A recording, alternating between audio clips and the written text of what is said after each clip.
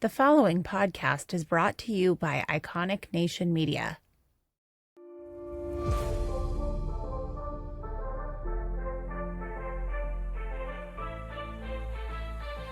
Welcome to The Winning Edge, the podcast where champions are built and legacies are made. I'm Leonard Wheeler, former NFL player turned entrepreneur of 24 years and co-executive director of the NFL Legends community. After years of being on the field, I've learned that the real game starts when the stadium lights go out. This show is your all-access pass to the mindset, strategies, and leadership lessons that fuel success beyond sports. Each week, we will dive into what it truly takes to win in business, leadership, and life. We'll discuss how elite athletes, game-changing entrepreneurs, and industry leaders turn discipline into dominance and setbacks into comebacks. The next play is yours.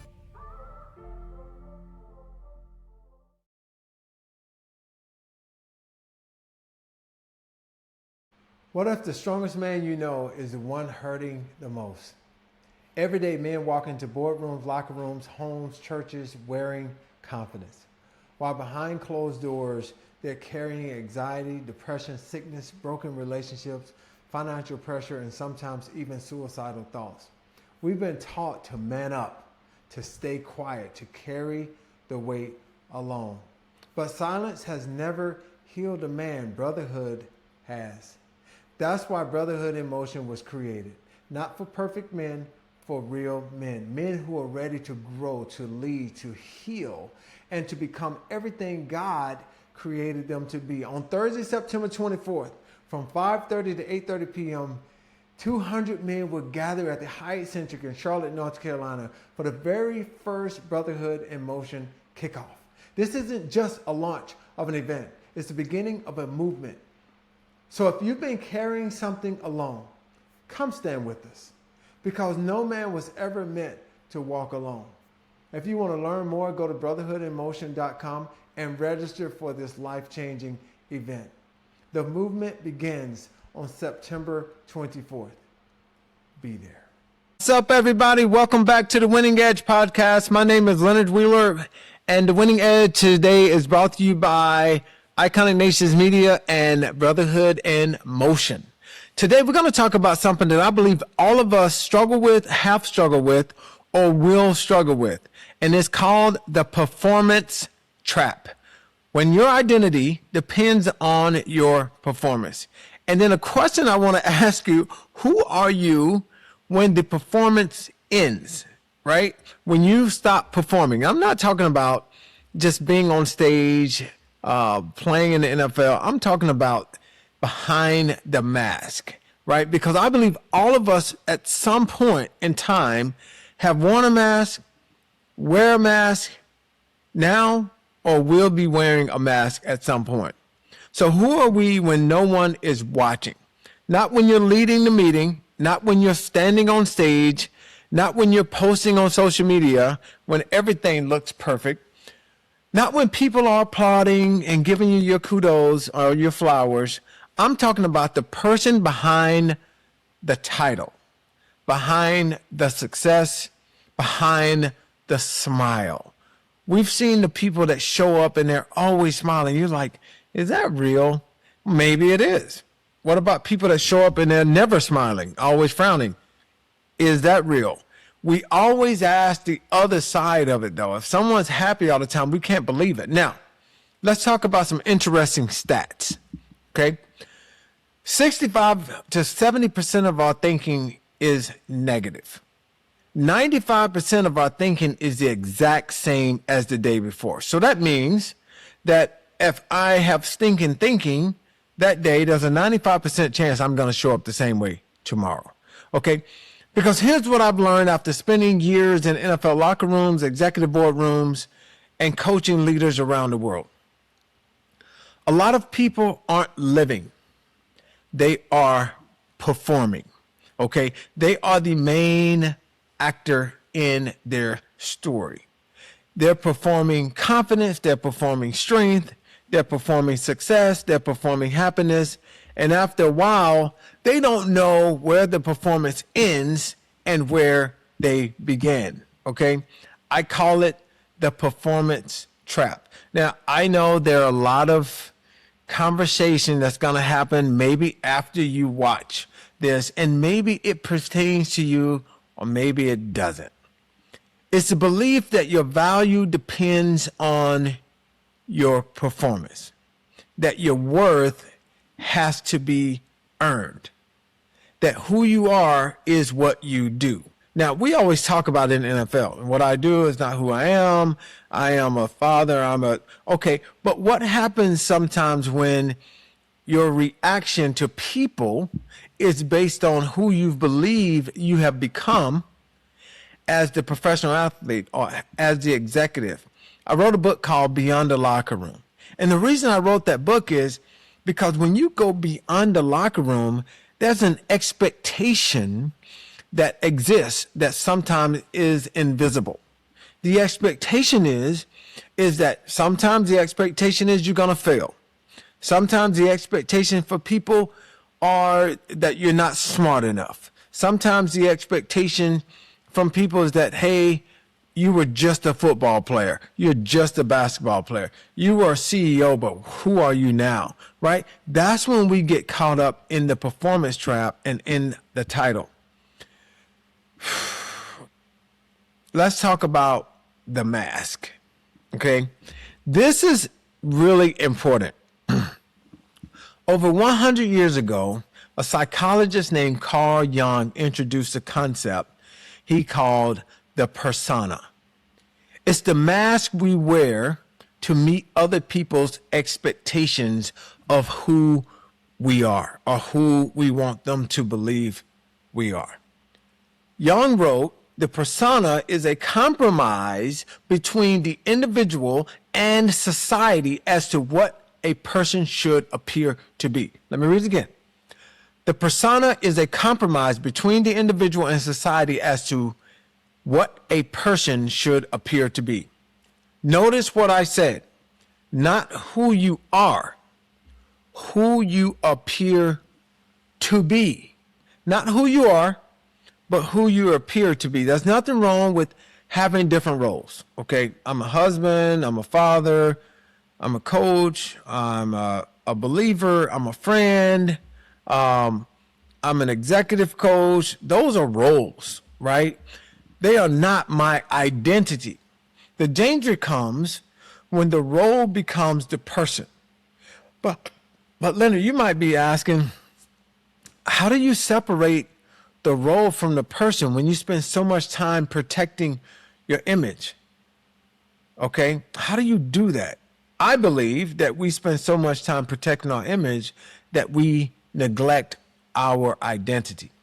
Okay. We're trying to protect who people have come to believe we are. So what we have to do is continue to be a main actor in every piece of our story. Right. So we have to continue to be the main actor here, and you can't even joke around. Or if somebody's joking around and they're talking about your identity, you protect it, you rise up and you defend it, right? Because that is who you believe you are. There's a thing that I call approval addiction. Approval addiction. But let me ask you something first. Whose approval are you chasing?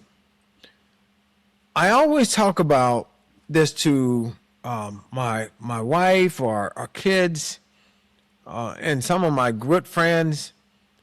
Like, don't embarrass me in front of people you don't know. What cracks me up sometimes is that I'm okay with joking with friends, but when you start to joke around in front of people neither one of us know, and you're trying to do it at my expense, I have a problem with that, right? I have a problem with that. I always talk about people would not remember sometimes what you said, but they will always remember how you feel. So when I ask, whose approval are you chasing? Are you chasing a parent's approval, a boss, your spouse, your followers, your peers? The truth is most of us perform because we're faking it. Most of us perform because we're faking.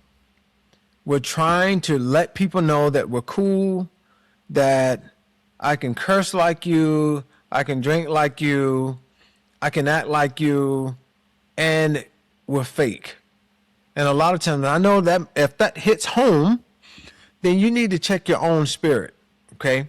Because I'm just a messenger right now. But if that's hitting home, check your own spirit. We perform because we are afraid. Afraid of what? Afraid of rejection, afraid of disappointing people, afraid that if people really knew us, they wouldn't accept us maybe. That's why we chase one more promotion, one more compliment, one more achievement, one more win. But here's what I've learned. You can never achieve enough to silence insecurity. Let me repeat that. You can never achieve enough to silence insecurity. Now, I know some of you might be saying, I'm not insecure. I remember a doctor, Dr. Medford. The first time I took the Robert Hartman profile is an assessment that I do for companies. And I took this over 25 years ago.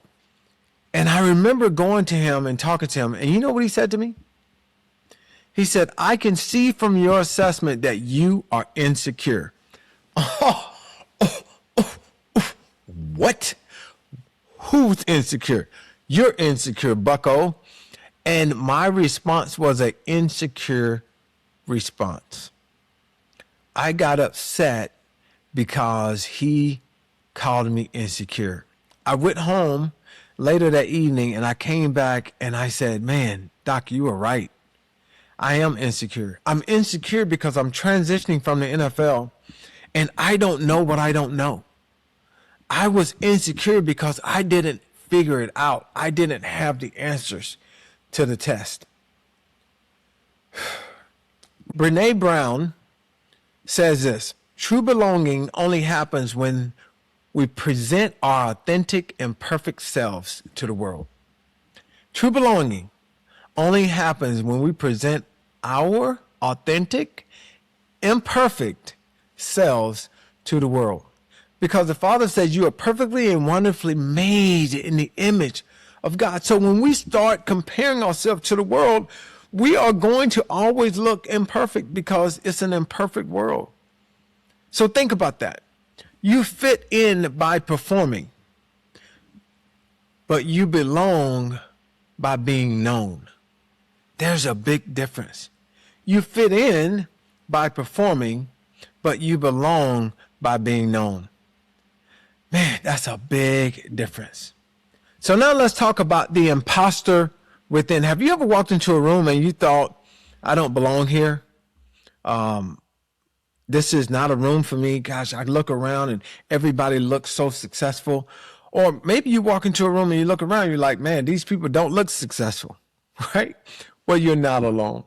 Psychologist Dr. Pauline Clance discovered that many highly successful people secretly feel like frauds. She wrote, many highly successful people think they're not intelligent, capable, or creative despite evidence of high achievement. So what does that mean? It means that even people that graduate from places like Harvard or Yale or MIT, sometimes they feel like imposters. So despite the evidence, think about it, that's amazing. Some of the most successful people in the world still question whether they are enough, whether they are smart enough, whether they are fit enough, whether they belong, whether they know enough big words. I've seen more people that know big words than I've seen in my entire life. And guess what? I want to run them out of the room because it doesn't necessarily mean everything. It has its place. And I've seen it with athletes. I've seen it with CEOs. I've seen it with executives. I've even experienced it myself. Yes, like I felt like an imposter plenty of times when I walk into a room, especially when I was really just coming out of the NFL. I remember an instance when I was teaching a summer leadership course at MIT for 2.5 days. And I was up there and I said, man, I'm at MIT. It was my first time doing this. I'm at MIT. What am I doing here? What in the world am I doing here? And I had like 80 or 90 freshmen in the room and maybe one of the associate deans. And I remember walking to the door and I said, man,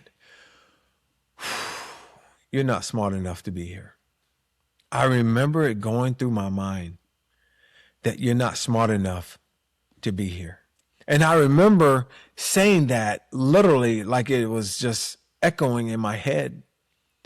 And then I remembered who God made me. I remember who I was, and I was a new creature in him because he reminds us that we've become a new creature, that we are born again, that we are new. We are not the same old self. And I shook it off. And I remember running out of the tunnel in front of 65, 70,000 people. And I said, man, if I can do that, then I should have the courage to be seen. So confidence isn't the absence of doubt. Confidence is refusing to let doubt define who we are.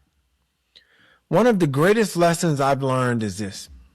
People don't connect with perfection. They connect with authenticity.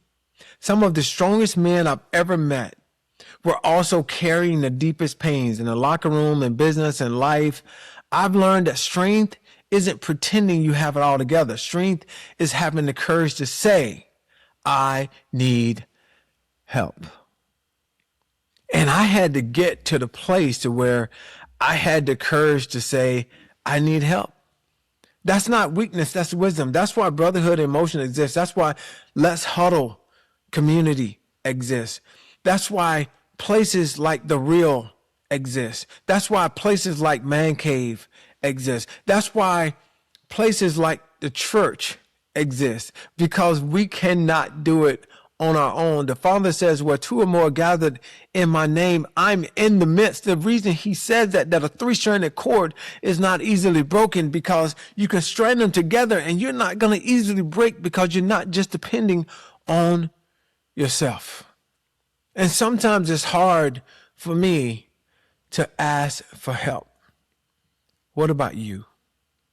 Because healing begins where pretending ends. Healing begins where pretending ends. When I think about what Jesus modeled, I don't know where your belief systems, well, I don't know where they are. I don't know what your belief system is. But one of the things I love most about Christ is that he never asked people to impress him. He asked them to follow him. Think about the people he chose.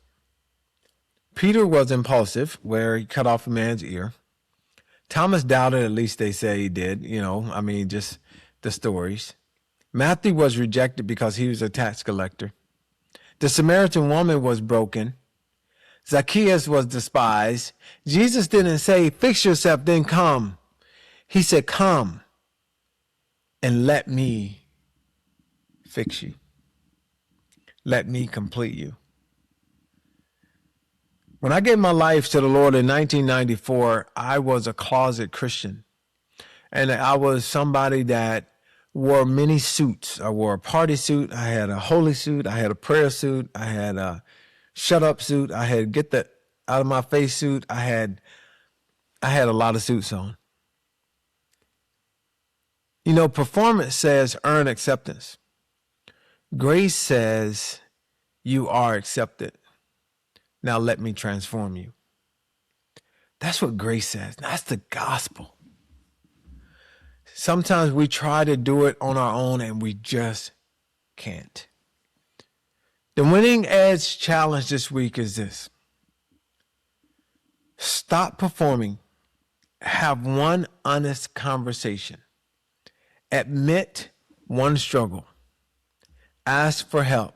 Sometimes you're not going to know you need it, but just reach out to somebody, a brother or a sister, and just say, is there anything I can do for you? let me tell you one thing that I need you to help me with. And it might be forgiveness. It might be understanding how to have grace. It might be understanding how to have courage.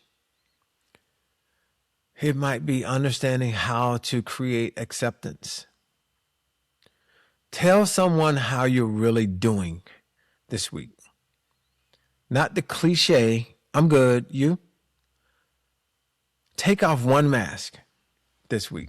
Whatever that mask is, think about it. Because you'll never become who God created you to be while trying to become who everyone else expects you to be.